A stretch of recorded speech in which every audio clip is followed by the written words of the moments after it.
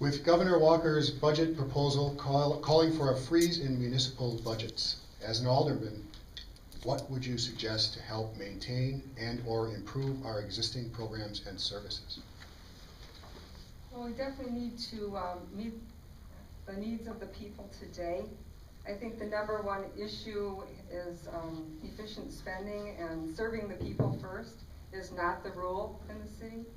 The decision makers seem to be far too interested in these grandiose future ideas, and they fail to address the needs of the city and the people today. We do these costly capital projects that easily are pushed by inflated priorities, in my opinion.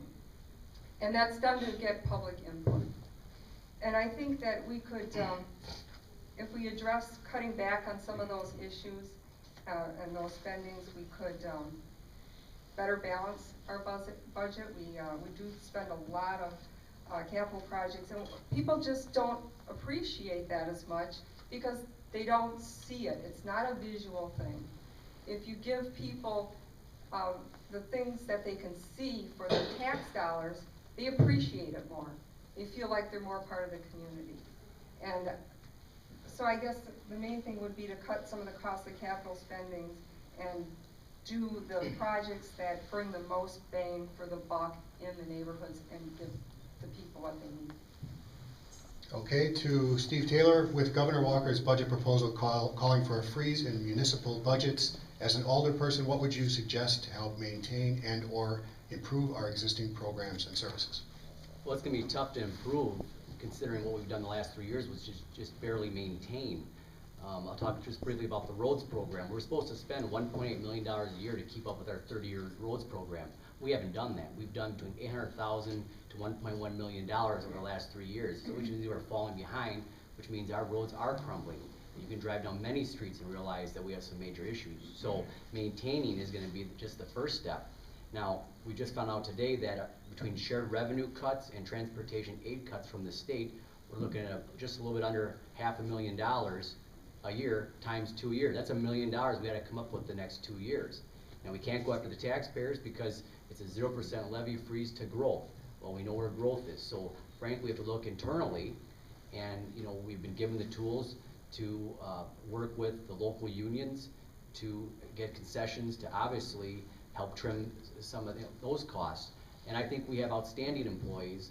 I know the mayor has met with each and every union and said, listen, we're going to have a conversation moving forward. And I've done the same thing. Even with the police and the fire, they're not included in these round of collective bargaining changes in Madison.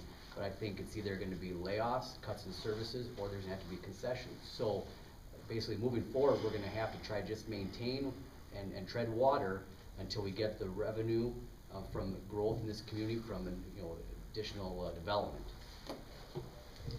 Okay, to Mr. Kasevich, with Governor Walker's budget proposal calling for a freeze in municipal budgets, as an alderman, what would you suggest to help maintain and or improve our existing programs and services? Well, the first things we have to address, we do not want to affect the police and fire. Our safety is #1 in the community.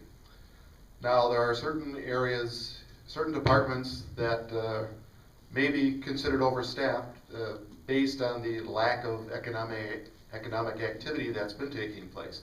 Do we need as many people in the inspections department or in the planning? There are areas there that we've got people, but they're not necessarily being kept busy or utilized to the fullest extent. And that's the thing you don't want to see, is somebody sitting around taking in a paycheck and not having anything productive to do that's going to generate revenue or improve the quality of life for our citizens. So we do need, we would love to improve our programs, but the money's not there. So first thing we have to do is find ways to cut unnecessary spending, and we have to find ways to grow our local economy. And again, focus on areas like the 27th Street corridor and other areas of the community that are ripe for development, but we have to bring people here so that they know that this is the community you want to be in. Franklin is a great place, and the rest of the world needs to know it. Thank you. Okay, to Mr. Schick, With Governor Walker's budget proposal calling for a freeze in municipal budgets, as an alderman, what would you suggest to help maintain and or improve our existing programs and services? I think one of the first things I would do is, and I work in South Milwaukee School District. I am a teacher there. I am part-time because I am semi-retired. But what we have out there is a lot of negative thinking. We're thinking as victims. And I think that's what we have going on. So we're going to have to switch from thinking like victims to thinking as though you had to go into battle and be prepared. One of the things is that we could do is start looking at how we can save some money. I want to give you just one example because I like examples. I was in charge of in the big school of dealing with, one of the things I had to do was take care of the paper of all the things as an assistant principal besides being the athletic director. So what I did is I found out how much we spent on the paper one year. And we spent all this money. So I went out and bought 80% of what we spent the year before. I hid 20% of what I bought into a room that they didn't know about. I took the rest of the paper and I put it into the teacher's lounge. First day the teachers walked in and the principal saw what I had done, they thought I was crazy. Why did you put it all in the room? You know what happened when at the end of the year? What did we have? We had a surplus. Folks, what Governor Walker is trying to do is push the power down to the people. And then once it's at the people's level, they're going to make some wise decisions and figure out how to do things. We got to have a positive look at this. If you take a defeatist look at it, you're going to end up in terrible shape.